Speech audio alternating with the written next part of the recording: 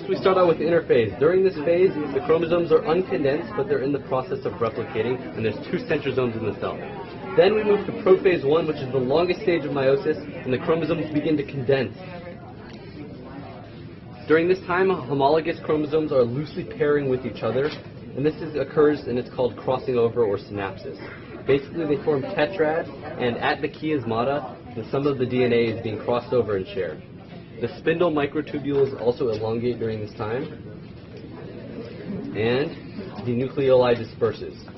The kinetochores attach to microtubules, and homologous chromosomes move towards the metaphase plate, which leads us to metaphase 1, which is the next stage. During this stage, the homologous tetrads attach to the microtubules and move directly to the metaphase plate. And they're attached at the kinetochores.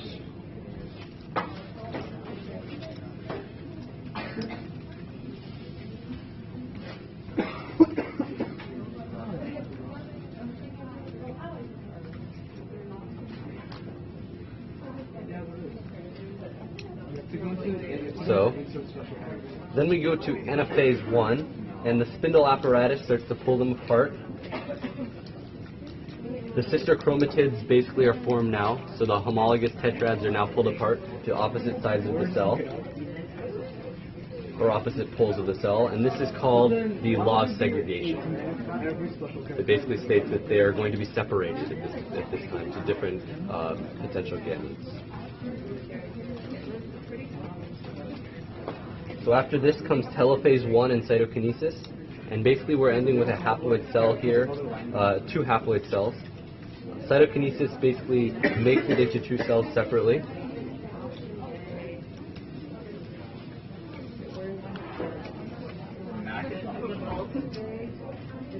And a cleavage furrow forms in animal cells, whereas it would actually be a cell plate in plant cells.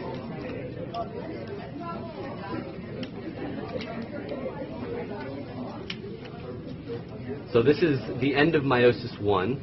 So now what the process that's going to occur will happen in both cells, but we're only going to look at one just for practical purposes.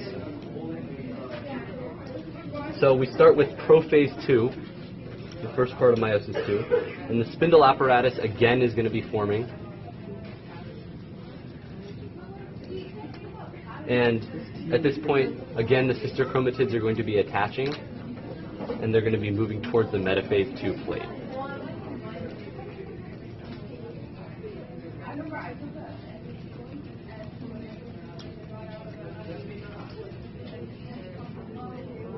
So now at this point, due to the crossing over that occurred before, the identical chromatids are not actually genetically identical as it is in mitosis. In meiosis, they're going to be different.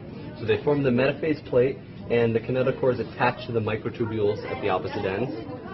Then we come to anaphase 2, in which we're going to actually separate them out again. And the sister chromatids separate, and they head to opposite poles of the cell. Now this is called the law of independent assortment.